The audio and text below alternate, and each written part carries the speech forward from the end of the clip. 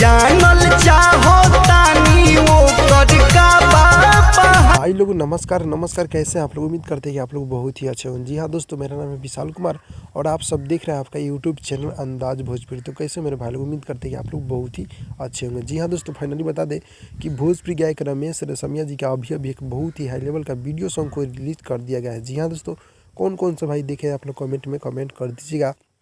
अगर आप लोग अभी तक नहीं देखे हैं तो जाकर देख लीजिए। रमेश रेशमिया ऑफिशियल से गाने को अभी रिलीज कर दिया गया है, जो कि वीडियो सॉन्ग है, काफ़ी हाई लेवल का सॉन्ग है। जो गाने का बोल है नई बुलेट के नंबर प्लेट पर पासवान बा। इस गाने को अभी रिलीज कर दिया गया है, यानी कि वीडियो फॉर्मेट में अभी इसको रिलीज किया गया, जो कि काफ़ी हाई लेवल का सॉन्ग है। जो कि रमेश रेशमिया ऑफिशियल से गाने को रिलीज कर दिया गया है, जो कि हमारे भोजपुरी गायक रमेश रेशमिया सृष्टि भारती जी सॉन्ग को गाए। काफ़ी हाई लेवल का सॉन्ग है, जो कि गाने को अभी रिलीज कर दिया गया। जी हाँ दोस्तों, जाकर आप लोग सुन लीजिए, नहीं सुने तो जाकर यार देख लीजिए। वीडियो बहुत ही ज़बरदस्त का है।